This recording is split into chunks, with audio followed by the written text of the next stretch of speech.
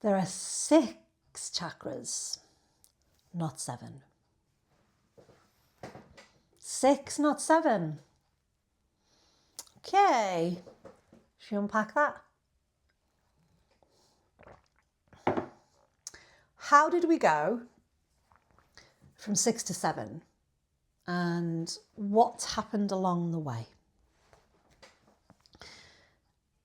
I'm going to go right back in time, thousands of years ago. So actually, chakra was first mentioned in the Vedas, just as a wheel, as in its literal translation. So think maybe kind of wheel of time vibe. Little later on, we have the tantras, maybe Kundalini yoga, etc., etc. And then a text in the 16th century called the Chakra Nirupana,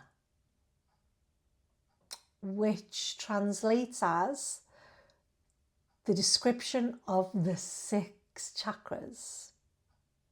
The 6. Shat means 6. Will I get cancelled on YouTube for sounding like I'm swearing? Because that's definitely not a swear word. It's definitely a Sanskrit word.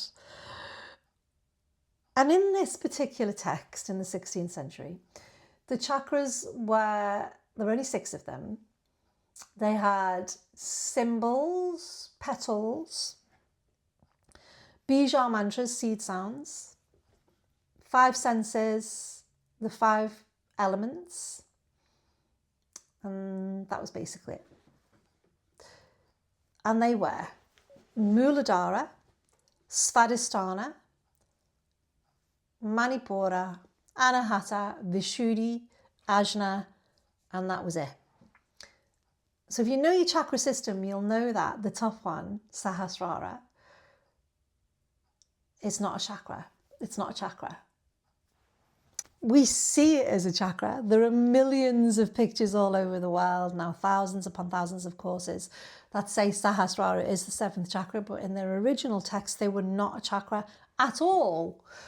Sahasrara was a state that was attained, or integration. Think of it that way as well, could be. In 1919, a guy called Sir John Woodroffe translated that particular book, the Chakra Nirupana, into a book called The Serpent Power. And it was a translation from Sanskrit to English. And as we all know, once it's translated to English, it's completely correct. And it was Sir John Woodroffe who made Sahasrara the 7th chakra.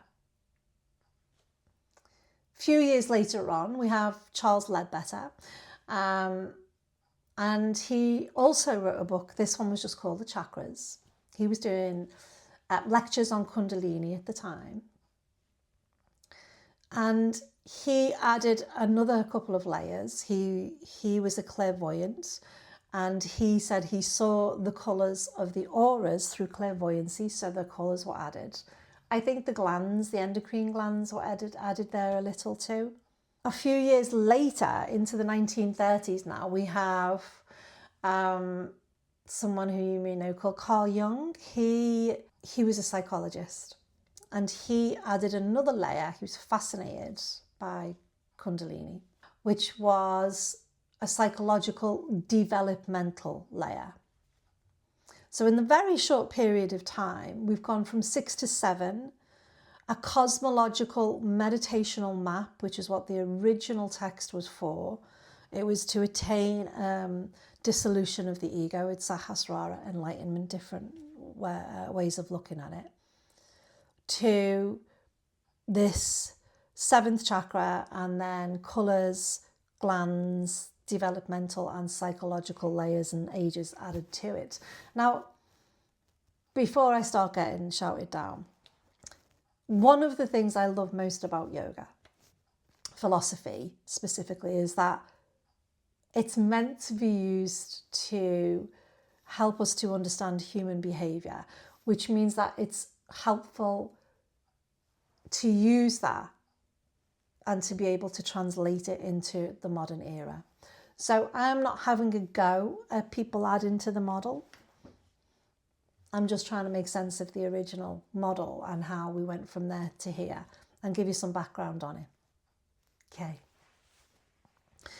Fast forward a little now to the 60s, 70s and 80s, 20, 30 years later. And this is where yoga became huge, like massive, massive, especially because of the Beatles. I mean, they're just so pesky, just rude.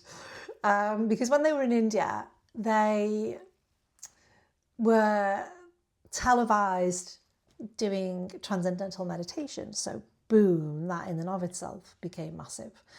In America, yoga was doing this. It was kind of, it was like they'd never seen anything like it before.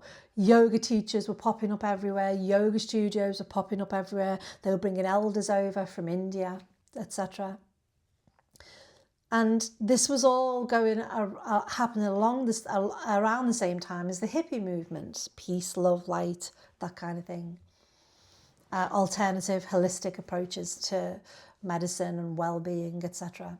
And then we had a few more authors enter the arena, and they were Barbara Brennan and Anadea Judith. She really kind of cemented the colour system into the colours of the rainbow that we see now. She cemented the psychological and developmental hierarchy into ages. And then this is where we started to add other layers of affirmations, crystals. We have the colours now set in stone. And this is where, because we like pictures and visualization, this is where they were constantly depicted being on a spine. So whenever you see a chakra model, you'll see someone sitting in lotus pose, usually. And the seven chakras will go from the base of the spine to the crown of the head. So where did that idea come from? You know, we go back to the map in the 16th century, which was just this very rudimentary petals and bija mantras, etc. There was no physical anatomical spine, but there was an energetic spine, and that was Sushumna, which is the main energy channel. It's the main nadi that transports prana. And it was a metaphorical spine that we kind of saw depicted on a real spine, therefore made it so. So then when you fast forward into this massive boom on social media, this was cementing and has cemented this model of 7 chakras that sit around the spine from the base to the crown of the head.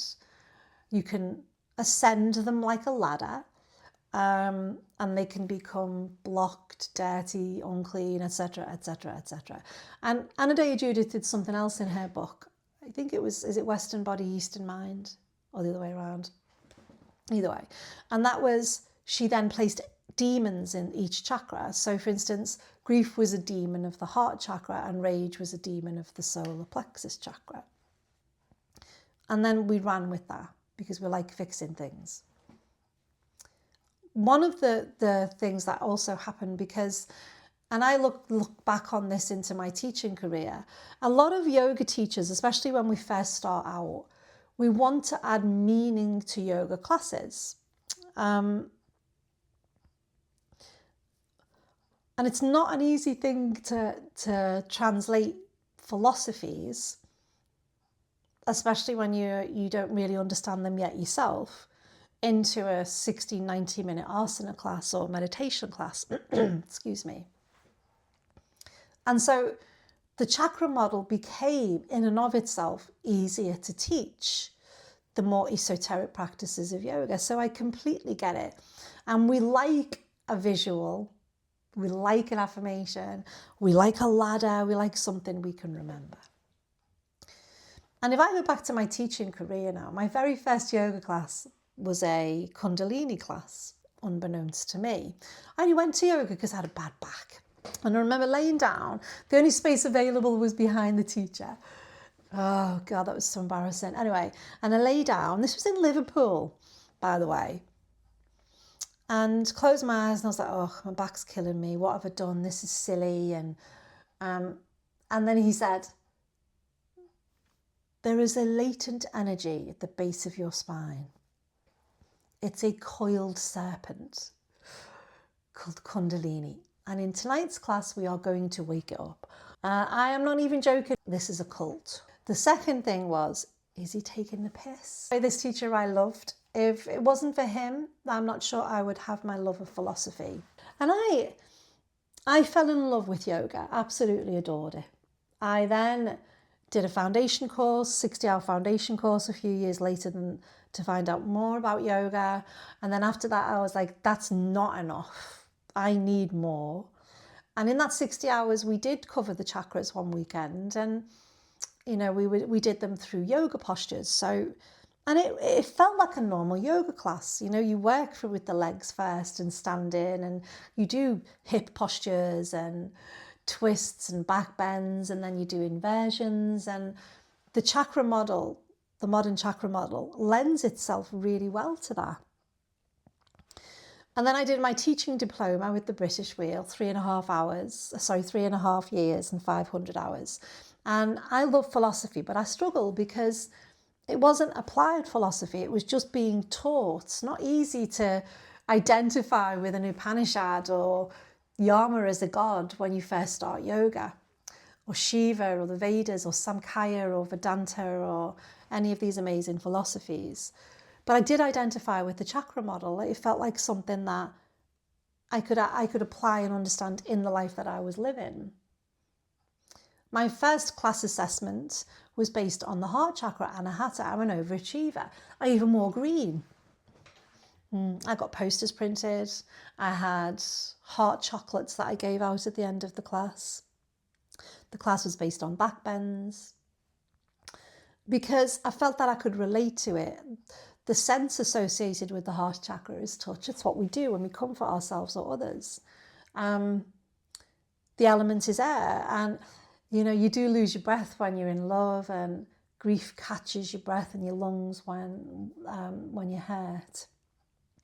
So the element and the sense always kind of cemented the chakras for me more than anything. My first ever workshop was on the chakras. My first yoga retreat was on the chakras a year or so later. So, you know, this is 20 years ago. These things were in my DNA. But I remember the chakras always made sense in a way until Sahasrara. And I'd get to Sahasrara and think, did they just get bored when they got to the sixth chakra? Did they just go, yeah, we're fed up now? Because Sahasrara has nothing associated with it in the chakra model. It just doesn't, does it? I would be like, do I make things up for it? Even when you look at the colour system that's been applied, you know, you'd look at different books. One would be violet, the other would be all of the colours of the rainbow. Now, Sahasrara means 1,000-petaled. The chakras were originally symbols of the lotus flower unfolding. And the lotus flower is really important in the lineage and history of yoga because the lotus flower represents a spiritual enlightenment. Growth, so to speak. So the first chakra would start at 4 petals, the unfolding. So it made sense that when you got to Sahasrara, your job's done. Spiritual enlightenment, integration, the dissolution of the ego, whichever you want to look at it, that's going to happen at Sahasrara. So for me, last year I decided I was going to write an online chakra course, but I could see that people were getting a bit naffed off with it online, and the colours of the rainbow were everywhere, and you know they'd become slogans. And I stopped teaching a lot of the later, the more modern model quite a few years ago for different reasons. When I think back to the original model and what they're for, they just don't make sense with the current model. It stopped working for me in the entirety. So last year when I wanted to work with the chakras again, I wanted to reacquaint myself, I went right back in time. I thought, well, I was taught this on the British Wheel of Yoga course, and I never really questioned the model. I've questioned every other philosophy since and studied it a lot, but for some reason not this one. So when I decided to go online last year, I thought, I need to make sure here that I'm right. And it was then that I came across the Chakra Nirupana, and I looked quite in detail at what happened from then till now. And then when I read that it was the description of the 6 chakras, it was like, that makes sense to me. That's why I always struggled with Sahasrara, because it's not a chakra. It kind of, everything clicked into place. So I'm curious, for those of you who have been practicing for many years or teaching for many years, did you know this? Was I really this late to the game? And I'm also going to say this, when you've been teaching as long as I have, and you carry on studying, you're going to go make quite a few observations in your studies that, yeah, I was wrong about that. My poor students, every time I study something different, they all go, oh God. And I think that's important for yoga in and of itself. I think it's important to understand it. I think anatomy, physiology, and energy, we're constantly looking at that. And the more I've studied neuroscience or psychology or whatever it may be, added to the philosophy, the more I've realised that those bloody yogis knew what they were doing 5,000 years ago. Because now we can actually match some of those things that are correct. That's fascinating to me. So I've literally turned the chakra model on its head. And to do that, I had to go right back to the beginning, to the original model, which when you just have it as is with some of the more interesting layers, really does help, really works. So I'm interested, for those of you who are teachers or have been doing it for a long time, did you always feel that there was something with Sahasrara that you were missing? Did you know? Have you always struggled when you've got to it and thought, well, how do I teach this? Why is it suddenly different from all of the others? And what is your relationship with the chakras? Do you have a favourite? The tools that we seem to have applied to them over the last 10, 20 years, do they work? Have they not worked? Do you think they're fixed on the spine? In the next video, I'm going to look at those claims. I'm going to look a lot more in detail about the idea of blocked chakra, or Anadea Judith's psychological viewpoint, and how that's also changed the model landscape of the chakras. So I'm interested to know what you think. Otherwise, have a fab day. I'll see you in the next video.